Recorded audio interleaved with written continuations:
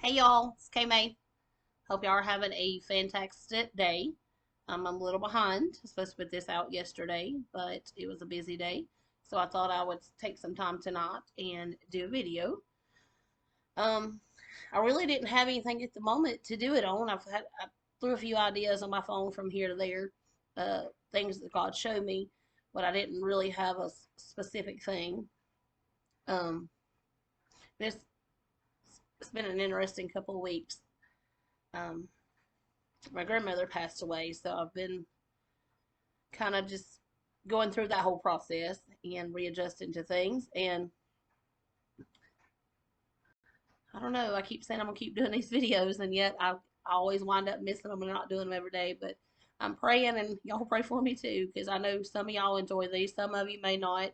Some of them may think you're silly, but to the ones it helps and that it encourages, I'm sorry for slacking, and I'm gonna do my best to make more of these. I have a lot of things that God showed me, things that I'll just, type in my phone or do a quick little video. Hey, I need to do something on this. It's just making the time to do it, and I don't have any excuse on that. But today's thing was this morning on the way to work. I work probably about 25, 30 miles from my house. Um, all highway pretty much, except for the little parts and through town. Um, and there's this car that never fails at least 4 out of 5 days a week, I wind up behind. And it's a little bitty, probably 1980 something, small, little itty bitty car. And I can remember seeing this car in town as far as I can remember. But I remember Avery, my son, being a child, like a baby. And he's about to be 15. And a little guy with a little, I guess it's a cowboy hat, or I don't know. It's kind of odd shaped hat. But, anyways, you don't forget things like that, especially when it's a little bit old car and there's big old fella in his car. And he's an older gentleman. Anyways, I see him in the mornings, as I'm going to work, and then sometimes in the afternoons when I used to get off later, I would see him then, and he'd just be putting along, just minding his little business, kind of going on. Everybody passing him, and he never really got any faster. He's just steady at it.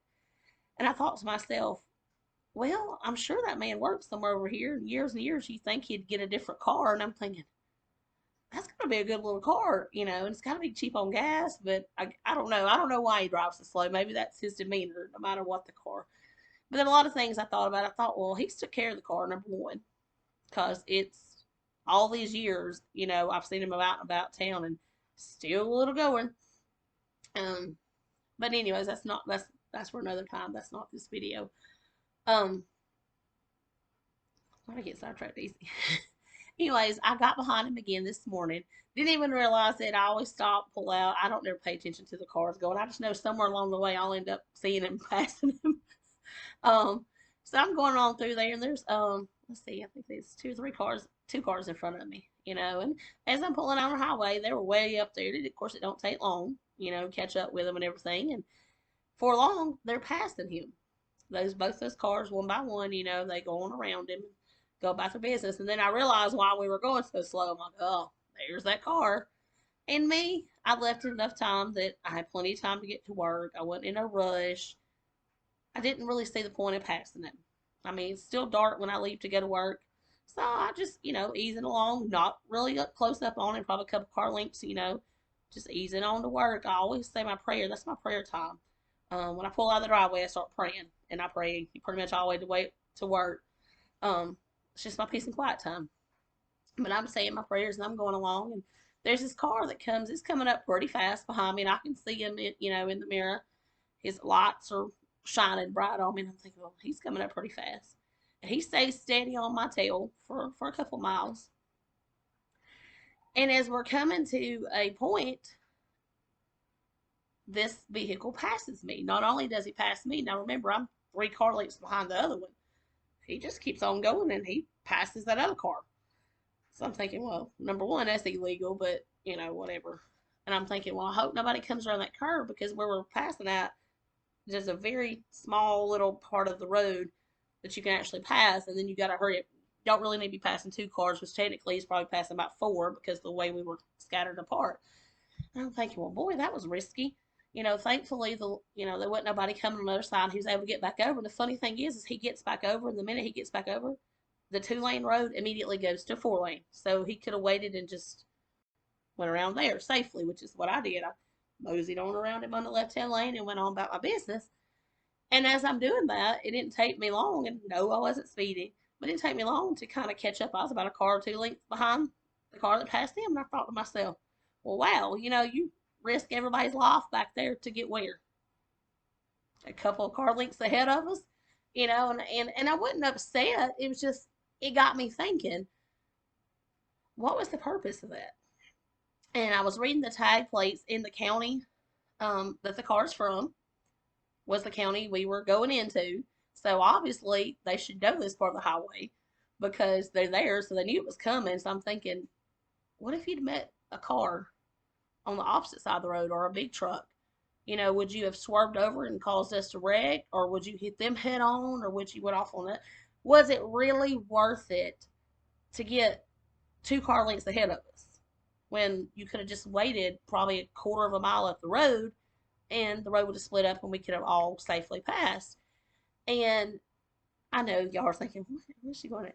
These are just things the Lord shows me. And as I'm looking at this, and again, I wasn't angry. I was just like, well, that was kind of silly, dangerous just to pass. And I'm thinking, well, if it was an out of towner or something, they didn't know the road was going to split. They're thinking they're going to be behind them for miles. But I know that road splits, and I'm, from that county or whatever. And I'm thinking, well, surely they know. Um, Neither here nor there. You could see ahead that the road was split anyways. I mean, pretty much once you turn that curve, you could see. But I got to thinking to myself, how many times in life do we do that? As we're going about life and maybe finances, family, whatever, jobs, we feel like we get stuck behind that slow person or that slow whatever, something's just holding us back. And it's just irking us to be there. And I can't say nothing because I promise you, I get in line behind somebody at Walmart. Sometimes I'll be like, oh, are they ever going to get done? And if I get behind a slow car, I'm not always that patient. So don't think I'm saying that, because the ones that know me know the truth. I like to get in that left hand lane. But I got to thinking, the Lord showed me that this morning. It was like, how many times in life are we so bound and determined of what we think we need, where we think we should be, and we are just pushing to get there. And anything that gets in our way, we're either going to bump it out of the way or we're going to slide over here and try to go around it. I'm not so sure that's always a grand idea, because I got to thinking about that car. And if you take that as our life, there's a couple of different things that could have happened. Yes, the car got smoothly by this time. This time there wasn't another car coming facing head on. Nothing happened where he had to swerve back over and hit us or go off in the ditch or anything like that. And you might think that way with life too. You might think you can cheat your way somewhere, or you might think you can, I don't know. I didn't even realize thinking about the cheating thing, but that makes sense. It could be your job. Maybe you thinking you could rack in extra this over here. Well, I got by with it this time. I can get by with it again. Or maybe you think you can, maybe a kid's watching this and you're thinking, well, I snuck out of the house one time. I'm going to keep doing it because I don't want to wait till my parents say I can date. I'm just going to sneak out and do it now. And those are little things, but I'm really talking about bigger things, like how many of us set goals and we want things out of life. We want this and we want that. And don't get me wrong, I do believe you have to work for everything. I believe we have to do our part. I don't believe we sit at home and just pray, pray, pray for a job, and somebody's going to come knocking on that door and say, hey, guess what? I'm going to give you a job paying $25 an hour, full benefits, paid holidays, and you start today. No, I don't believe that. But I do believe that you've got to work to get there, and I believe in God's time as well. We gotta work this thing together. And I believe sometimes we get the cart before the horse, per se, and we just get so anxious and we want to do things our way. Maybe we want a new car and we know we can't afford it at the moment. But oh, look at that car over there. It's so shiny, and the neighbor just got a new car. I need a new car. Or, well, I got a sister. Well, you know what? My sister got a brand new car. Guess what? Let me go tell my husband, I gotta have one. I mean, she's got one. I gotta have one too. What's wrong with the car we got out there? It gets me to A and B. That's just fine. Well, such and such got a new house. We need a new house. They added on to their house. We need to add on. They got a pool. We need a pool. Well, she didn't have this surgery done, so I need to go have my nose done. And I need to, and I know these are simple things, but these are kind of things where we get so caught up in our wants that we will push and push and push, and we get frustrated. How many of y'all have prayed and prayed about something and you felt like God didn't hear you? Or maybe you felt like you're like, okay, God, where are you at? You know, when are you going to answer this prayer? Because I can tell you, I've got prayers I've been praying for years, years, that I'm still waiting on.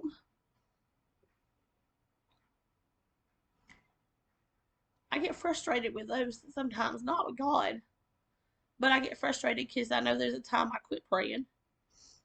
But I get frustrated too, thinking, well, what can I do to get to this? And I'm thinking of how I can do something or how I can do this. And God just, you got to pray and wait. And anybody who knows me, waiting's not my thing. I'm not good at it. It's hard. I think as humans, we try to manipulate things to be what we want them to be and try to push and rush. God has something great in store for us. I do believe He takes care of His children 100%. I believe in His times, He'll bless us in the way that He sees fit. But just like that car who just needed after behind what they thought was blocking them, I'm sure, they were probably just thinking, oh, I wish they'd go on. They wasn't erratic. They wasn't blowing the horn. They didn't flip nobody off. Or if they did, it was dark and I wasn't really looking anyways. But I'm just saying, they just wanted by. How many times have we're at that roadblock and we just need past it and we can't figure out how to get there? And maybe we're thinking of going over here. Or maybe we're thinking of going over here. Now, the Bible talks about the way being straight. And if something's in front of you here, it might be something we need to pay attention to and pray about it and find out what we need to do about it with God. Because God may just say, hey, I'm not ready for you to be over here at this point yet. You need to stay right here because you're growing and you're learning here. You don't need to be over here yet. When the time's right, this will come out of the way. But if we get frustrated and we'll be like, but God, I want it now. And maybe we get discouraged and we say, you know what? I'm not going to night service tonight. I've been praying and praying and praying. And you know what? Such and such just getting so blessed over there. And I'm still sitting over here just barely making it. You know what? I'm going to stay home. You know what you're doing? Your blinker's on. You fixing to get off. You fixing to try to go around that. You're frustrated. You're trying to go around God. You're trying to push past like you don't need Him. I hope I'm making sense with this because the Lord's it's just flowing. And before you know it, you're over here. They're coming up side by side that. And what I mean by this is this us going back out into the world. See, we're here and things get difficult. So the first thing we do, well, I ain't going back to that church. Such and such hurt my feelings. Well, I ain't going back over there. He blessed everybody else, and I go every service. And you know what? Don't nobody say nothing to me or whatever. And I don't even know why I'm going there with this. But this is just kind of things the Lord laid on my heart. Excuse me, why something just popped up on the screen. I got to close it off. We let little things bother us. We let being impatient, thinking that, well, God, I've been praying about this and I've been going to church every Sunday and I put my tithes in. Well, where's it at? We let being impatient, we let jealousy.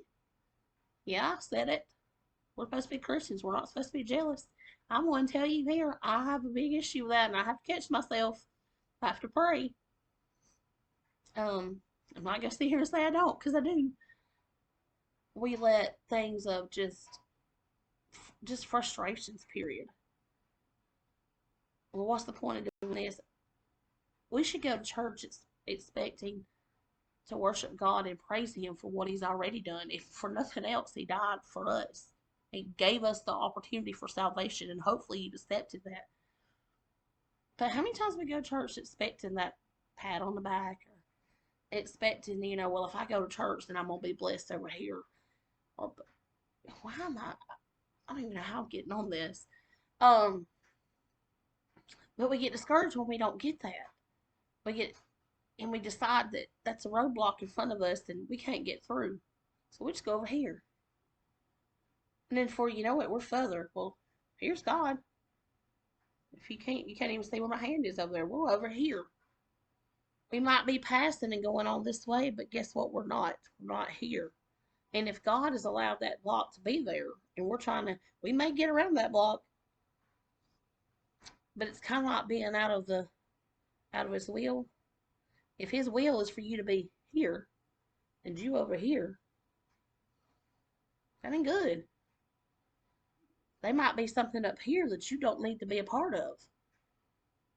They may be headaches and trials and heartaches and struggles over here that if you just stayed right here and just held it out just a little bit longer, that 2-lane road would have opened up to a 4-lane road, and there it would have been.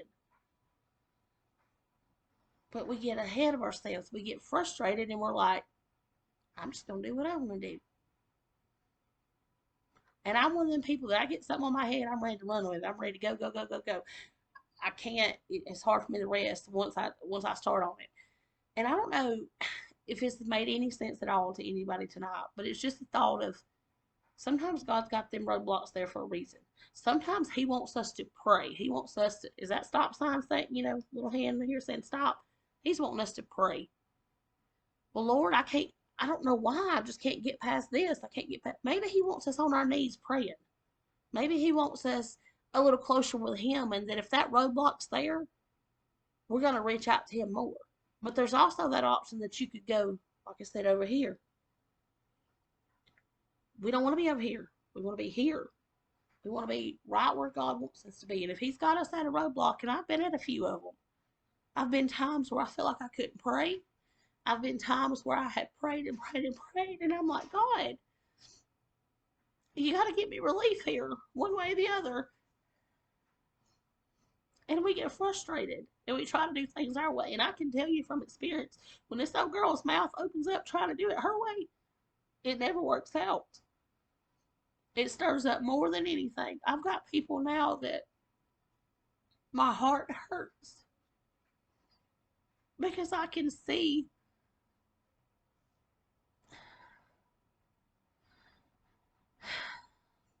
needs, and it ain't just one person. There's several. All I can do is pray for those needs. It's not like it's money and I can just go take it out of the bank or anything. I have to pray, and I can't try to force. And that's my biggest thing is I try to fix something. If I see somebody hurt, I want to try to fix it right then. And sometimes it takes people a while to get past and through things. Sometimes it takes people a while to accept God. And as my pastor reminds us, and as a young preacher preached in our church the other night, we got to put God first. He'll handle the rest. We got to put Him first. We can't worry about the. I mean, yes, we need goals and stuff in life. Don't get me wrong, we do. But we need to put God first. We need to seek Him above all things. And I can tell you, the last couple of months, I've been doing a lot more of that because I was very weak beforehand, and I have been seeking God and trying to be in His will. And it's hard because I still fail Him daily. I still mess up. I still say things smart to my husband. I still get frustrated with my children.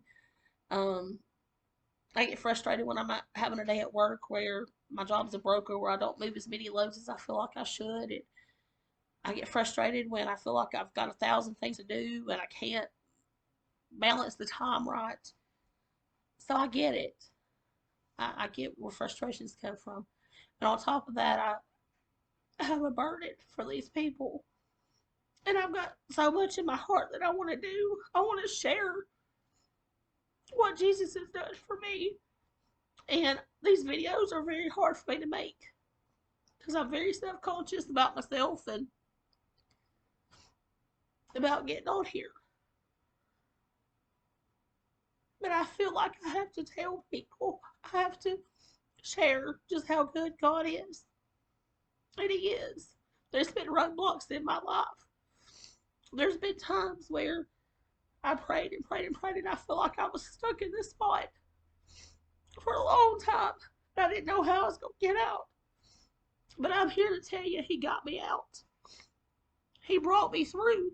I don't know if I went through it, over it, or what, or if it just fell down like the walls of Jericho. But I remember something our pastor said too. When you're going through, just remember that means you're going through.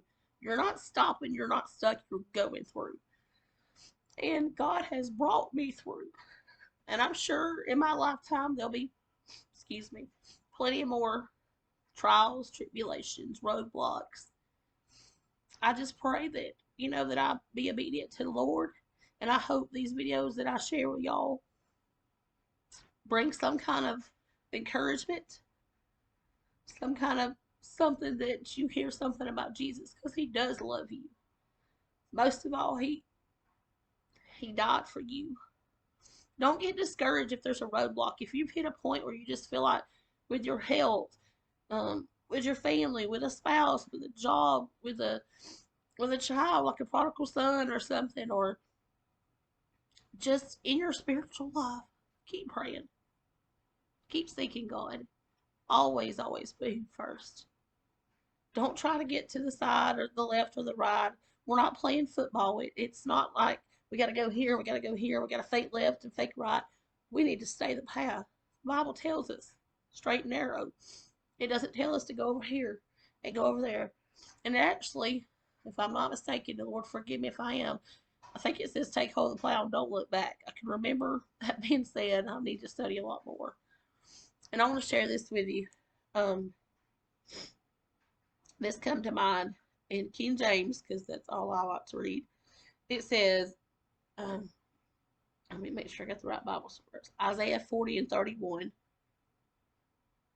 But they that wait upon the Lord shall renew their strength. They shall mount up with wings as eagles. They shall run and not be weary, and they shall walk and not be faint.